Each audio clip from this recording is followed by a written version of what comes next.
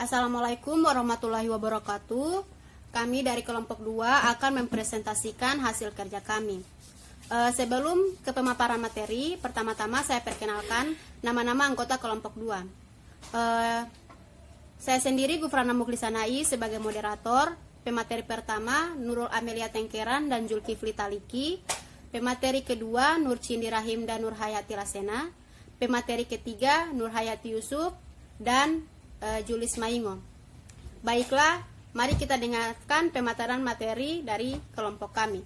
Pemateri pertama yakni Nurul Amelia Tengkeran dan Zulkifli Taliki, dipersilahkan. Baik, terima kasih. Langsung saja, filosofi kepemimpinan. Kepemimpinan telah menjadi subjek dari penelitian sejak lama. Hal ini dapat dilihat pada literatur kuno, baik Mesir, Cina, maupun literatur kuno India yang menyoroti pentingnya kepemimpinan dan peran penting pemimpin. Sejarah menunjukkan bahwa pemikiran mengenai kepemimpinan telah muncul sejak zaman Yunani kuno. Menurut Rapar tahun 2002 menyebutkan bahwa Plato menggambarkan pemimpin yang baik adalah orang yang memiliki moral yang baik, terpuji, sanggup berpikir secara filsafat, dan dapat membantu pengikutnya memahami atau mencapai kebahagiaan yang menjadi tujuan manusia sejak awal. Dengan demikian, kepemimpinan merupakan hal yang memungkinkan manusia dalam mengenali kebenaran, rasionalitas yang melahirkan kebahagiaan, dan moralitas yang menjaga setiap perilaku berada di jalan yang benar. Hal utama yang harus dimiliki seorang pemimpin adalah pengetahuannya mengenai kebenaran dan jalan untuk mencapai kebahagiaan manusia. Lautus menggambarkan seorang pemimpin yang baik adalah pemimpin yang mampu meniadakan kediriannya, melepaskan egonya demi kepentingan pengikutnya, seperti langit dan bumi yang tidak mewakili diri sendiri tetapi mewakili keseluruhan alam. Demikian seorang pemimpin adalah orang yang mewakili para pengikutnya. Lebih jauh lagi, seorang pemimpin mewakili alam semesta. Seorang pemimpin diibaratkan seperti angin dan pengikut seperti rumput. Kemana angin bertiup, ke sana rumput bergerak. Jika pemimpin menuju jalan yang salah, maka pengikutnya akan salah pula. Agar tidak salah bergerak, pemimpin harus merujuk kepada bumi, bumi merujuk kepada langit, dan langit merujuk kepada Dao. Standar manusia adalah bumi, standar bumi adalah langit, dan standar langit adalah Dao. Dao dapat dipahami sebagai harmoni yang terentang di alam semesta. Maka kepemimpinan adalah harmoni, kesediaan, dan kelenturan mengikuti alam. Setiap konsep pemimpin dan kepemimpinan selalu diletakkan dalam konteks kehidupan bersama, sehingga tentu ada proses saling memengaruhi antara pemimpin dan pengikut. Pemimpin yaitu seseorang yang memiliki kemampuan untuk mengatur, mendorong, mengkoordinasi, dan mempengaruhi orang lain dalam rangka melakukan kerjasama ke arah pencapaian tujuan bersama yang telah ditentukan. Pengertian kepemimpinan. Beberapa alim mengemukakan definisi mengenai kepemimpinan, datanya lain adalah Pamirullah 2015. Orang yang memiliki wewenang untuk memberi tugas, mempunyai kemampuan untuk membujuk atau mempengaruhi orang lain dengan melalui pola hubungan yang baik guna mencapai tujuan yang telah ditentukan.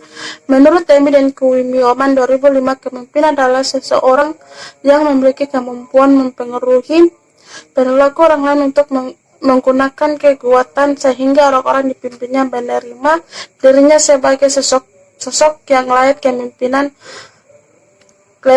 anggota kelompoknya untuk mencapai tujuan organisasi. Kepemimpinan merupakan bentuk strategi atau teori kepemimpinan yang tentunya dilakukan oleh orang yang biasa kita sebut sebagai pemimpin.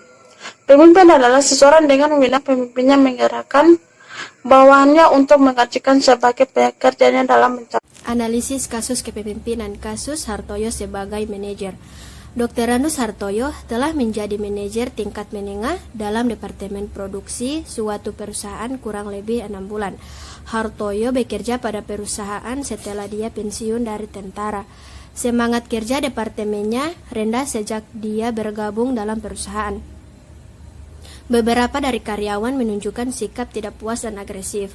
Pada jam istirahat makan siang, Hartoyo bertanya pada Dr. Randus Abdul Hakim sebagai manajer keuangan apakah dia mengetahui tentang semangat kerja yang rendah dalam departemen produksi.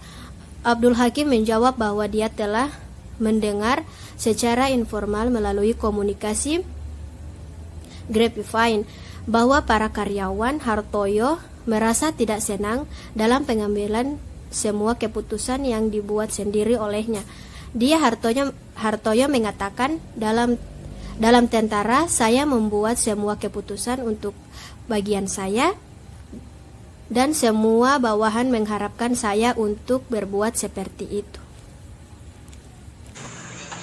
Analisis kasus. Yang pertama, gaya kepemimpinan yang digunakan oleh Bapak Hartoyo merupakan gaya otoriter atau otakratis. Adapun gaya kepemimpinan otoriter atau otakratis memiliki ciri-ciri sebagai berikut. Yang pertama, semua penentuan kebijaksanaan dilakukan oleh pemimpin. Kedua, teknik-teknik dan langkah-langkah kegiatan dikte oleh atasan setiap waktu. Sehingga langkah-langkah yang akan datang selalu tidak pasti untuk tingkah yang luas.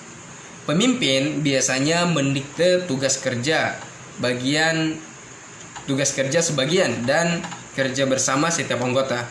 Pemimpin juga cenderung menjadi pribadi dalam pujian kecamannya terhadap kerja setiap anggota. Pertama, mengambil jarak dari partisipasi kelompok aktif kecuali bila menunjukkan keahliannya.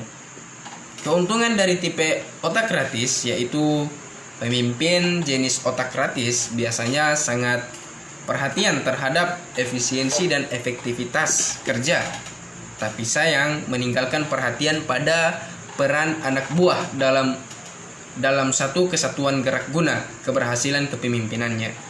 Kekurangan dari tipe otakratis yaitu menerapkan komunikasi satu arah atau on-file traffic of communication atau saran, pertimbangan, pendapat dari bawahan tertutup. Analisis kasus. Lebih banyak kritik daripada analisis kasus. Yang pertama, gaya kepemimpinan yang digunakan oleh Bapak Hartoyo merupakan gaya otoriter atau otakratis. Adapun gaya kepemimpinan otoriter atau otakratis memiliki ciri-ciri sebagai berikut. Pertama, semua penentuan kebijaksanaan dilakukan oleh pemimpin. Kedua, teknik-teknik dan langkah-langkah kegiatan dikte oleh atasan setiap waktu. Sehingga langkah-langkah yang akan secara kurang baik datang selalu tidak pasti untuk tingkah yang luas. Pemimpin biasanya mendikte tugas kerja bagian karena tugas kerja sebagian dan kerja bersama setiap anggota dari komandonya. Pemimpin juga cenderung menjadi pribadi dalam pujian. Kemudian yang kedua, kecamannya terhadap kerja setiap anggota. Pertama, mengambil jarak dari partisipasi kelompok aktif kecuali bila menunjukkan keahliannya. Keuntungan dari tipe otakratis yaitu pemimpin jenis otak